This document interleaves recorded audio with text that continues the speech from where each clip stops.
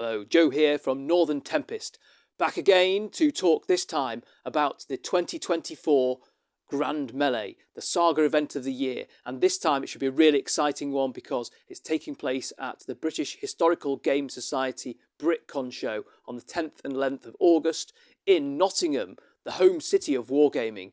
So we're looking forward to a fantastic event. I'm going to talk through the updated rules pack for the event and also give a few thoughts about the new Studio Tomahawk scenarios which we're going to use at this event. It's fantastic that we're going to be at the BritCon show for this Grand Melee because it's been a Saga event at BritCon for many years and I've played in lots of those in the past. BritCon show is fantastic. There's loads of traders, loads of other games being played, lots of historical periods. Members of the public can come round even if they're not joining in the competitions. So it's a great occasion. We've also got, as well as the Grand Melee there is a Saga Iron Man being played. So if you can only make it for one day and you can't play in the 2-day Grand Melee, do consider signing up for the Iron Man. You can still get lots of Saga fun from that as well. But yes, great occasion, BritCon, and of course being in Nottingham is fantastic. We're in the city of wargaming. It's right in the city centre, the city campus of Nottingham Trent University. So there's big halls of residence there, which means that there's cheap accommodation for people staying at the night there. So find out all that information from the BritCon website if you want to know more about that. Now, onto the Saga that we're playing. Well, for the Grand Melee this year, we're calling it Age of Darkness because it's a mixture of Age of Invasions, Age of Vikings, plus the Old Friends, New Enemies factions joining in there. So there's plenty of factions to choose from in this event. We're using the 2022 version of the rulebook and the most recent FAQ and errata. Now, because there is no errata FAQ for Age of Invasions currently at the time of writing, we've actually put a mini version of our own unofficial FAQ in the end of the player pack document just to clarify a few things. So if an official version comes out, that will obviously supersede, take precedence over the unofficial version. We also got to have a bit of cut-off of FAQs if new ones are going to come out. We've chosen for that 1st of July, which is more than a month before the tournament, but word is that there's going to be big changes in the next FAQ, including some core rule changes, and so that might completely change which warband someone's going to take. So we can avoid that. We don't have to give people plenty of notice about that. So that's why we've got quite an early date for the cut-off for the new FAQ, 1st of July. If it's after that, we're not going to use it at the event. So updates to the tournament pack that we've put in there. We have put in a slight change to the scoring system in here. So what we're going to use for this system is a bit of a scoring system that should hopefully encourage different players to take part in it. So that even whether you're strong or you're a new player to Saga, you've got something to play for there. So we've got 4 points for a win, we've got 2 points for a draw or 0 for a loss, and then a bonus 1 point if you've scored 10 or more massacre points, no matter whether it's win, lose or draw, and that's for both players. So that's kind of there to encourage you if you're going to lose the game, if you get stuck in, to kill lots of enemy models, you might still get that tournament point back. If you win, you're probably going to get the bonus point anyway. You're probably going to get it as 5 points. If you draw, if it's a really cagey draw and you're not engaging with the enemy, you're only going to walk away with the 2 points. So it's a bit of encouragement to get stuck in and have some proper fighting action, which is what we like to see in Saga, rather than all that cowardly running away from the enemy, which is what some warbands do, of course. So a bit of clarification about the pairings there as well, and how we're bracketing that, and the final ranking as well. We're using overall tournament points for that at the end of the competition, and a strength of schedule as well to compare the players people are against to work out any tie breaks, and also massacre points in the final round if needed. We can use those to determine the winners. Now we are lucky to have such fantastic prize support for this event from Gripping Beast. They have they've agreed to give us lots and lots of prizes because, of course, it's their official event. Gripping Beast guys are going to be at the BritCon as well. They've got the sword point going on as well, so they'll be playing nearby with that. So we've got lots of prizes from Gripping Beast here, and they're going to give a few spot prizes there to hand out during the competition as well. We don't even know what those are, but we've got, of course, we have the Grand Melee champion. We've got our instead of having a second and third, we've got a best Age of Invasions warlord not on the top spot, and a best Vikings warlord not in the top spot as well. So means it's something to play for, and it encourages players to bring warbands from the different eras, not just all invasions. We don't want to see a little bit more variety in there. Then, of course, we've got a wooden spoon, we've got last place. We also got a best theme. So this is an idea so that to encourage you to kind of have a bit of a theme, make up a background, a story for your warlord and his warband. You can send in that as a paper list, or you can send in some kind of little presentation on that. So it can be judged by Gripping Beast, so an extra prize for that. Optional idea, but it's nice to have a kind of story behind your warlord there. Of course, we've got the usual best painted, best sportsman, and those mysterious spot prizes. So let's take a closer look at the scenarios. And most of these come from the Studio Tomahawk Saga Tournament Scenarios pack, which is available on their website. So they're kind of twists on different Saga scenarios, and some entirely new ones, all meant to be used in tournaments. Starting off with this Clash of Warbands, which looks quite similar to Clash of Warlords at first glance, and it is just kill the enemies for massacre points, and who gets the most massacre points wins.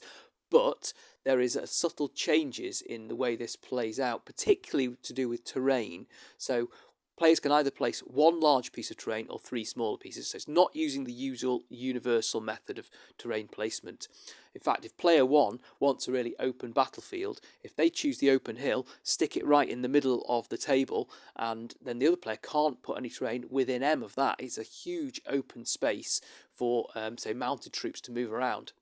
Similarly, if players are choosing three small terrain pieces each and dotting those around, it's going to really fill up the table. It's going to be quite a lot of space taken up with the terrain there.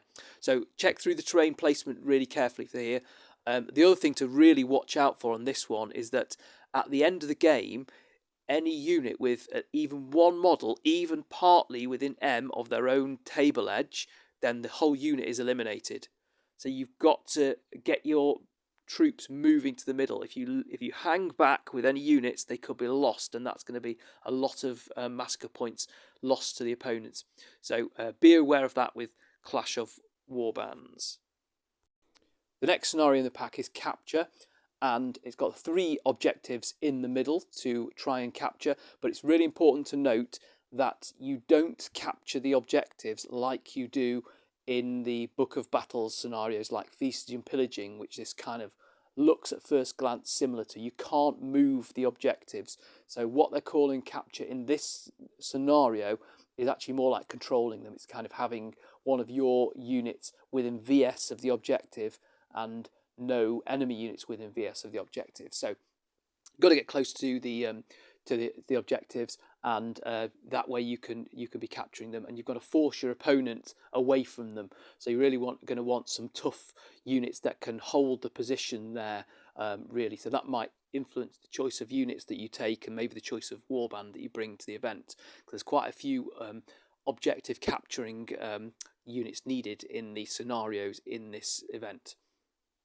So your scoring points for the number of objectives that you claiming at the end of your turn from round 3 onwards. So you can see the points on the scenario there, but it's 3 points for 1, 6 points for 2 objectives, 12 points for 3. 12 points for 3 is absolutely massive, and if you manage to do that in a game, it's going to be really hard for an opponent to come back from that if you've managed to score 12 points. So holding on to these objectives really is crucial in this scenario.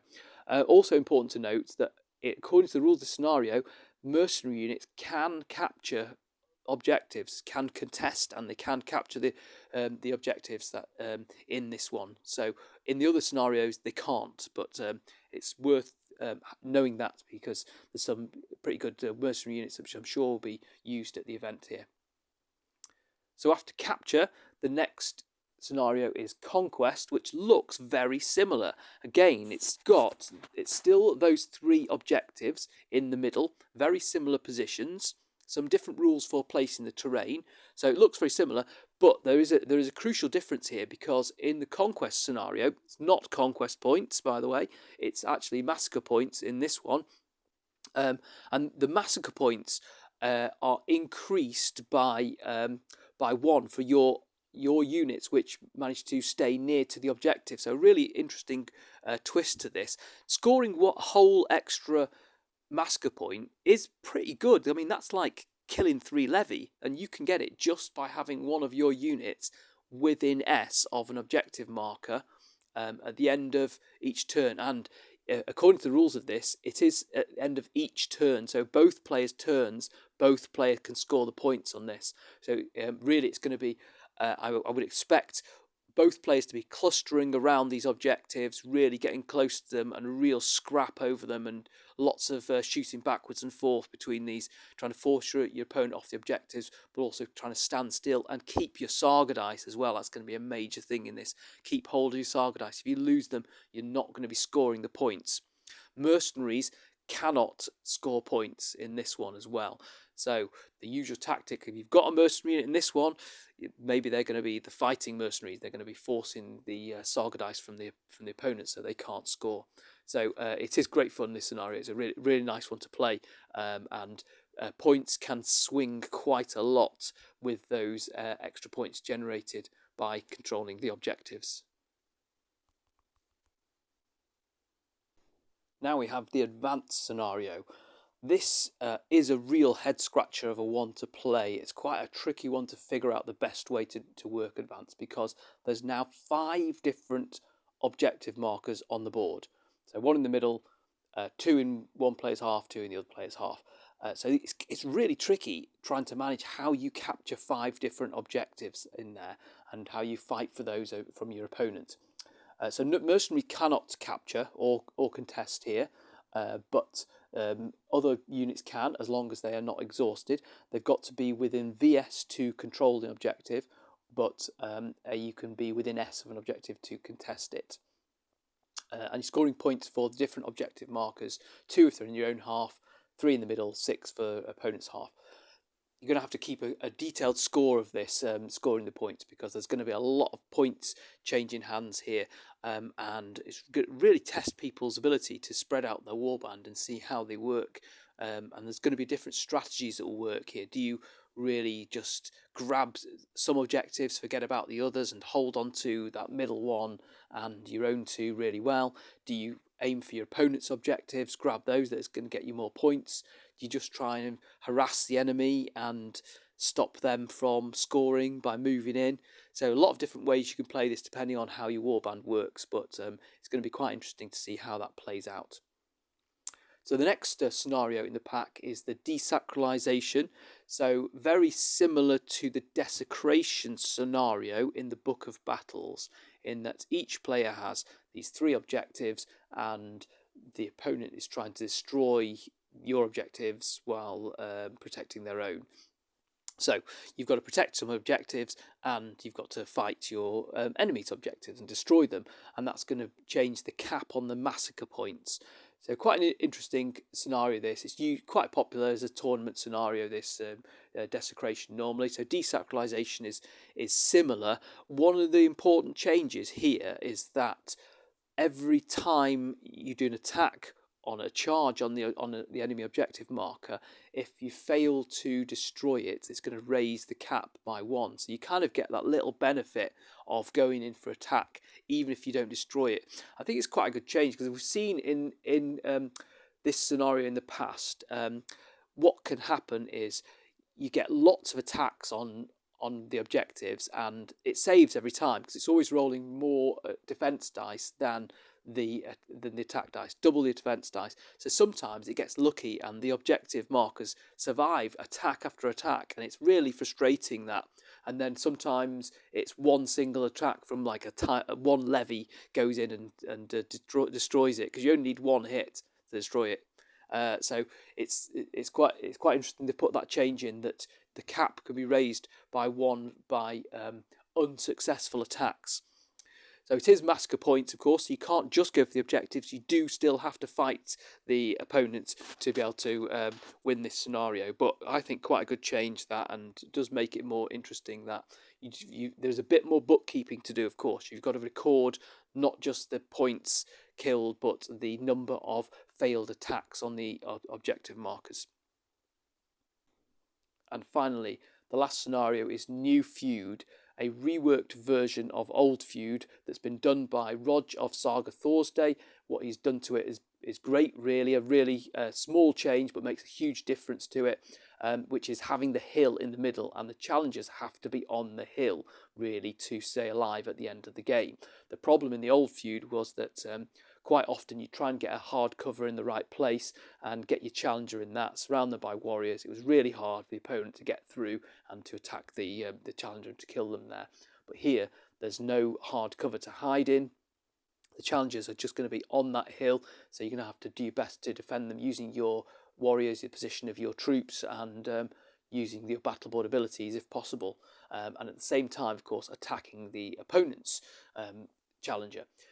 There's also the added bonus of getting points for staying on the hill, and the earlier you get on it, the more points you're going to get out of that. So it's some incentive not to hang back at the back and try and run onto the hill at the last turn. It means getting on the hill early is going to score you extra points. The Traitor, Princess and Mystic scoring 2 bonus points each turn, and the Soldier and Counselor scoring 1 bonus point. No bonus once for the Brute, because he fights well enough already. He's going to score extra massacre points for you. And it comes down to massacre points. So those 2 bonus points say that the Mystic is going to get you.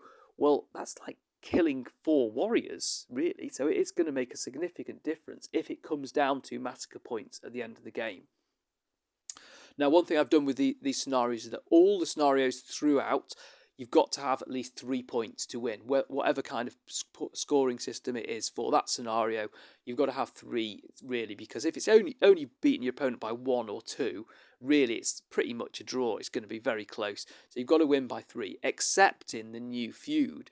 Now here, a single point will win you, and that's really to make draws unlikely in this last game, because it's going to be the last game of the tournament. We don't want players trying to get a draw in that last game. So really it's going to be very tricky to play for a draw in that one, because of the position of the challengers on the hill, and because of only 1 point going to determine the game. It's going to mean that it's really players that need to get stuck in. You can't really play for a draw for that, or you're going to end up losing. So those are the scenarios. Hopefully they're interesting. Hopefully you're getting time to play them. I'm certainly playing through them as well, and maybe we'll bring you a Northern Tempest battle report about one of these if we can get the time to film it.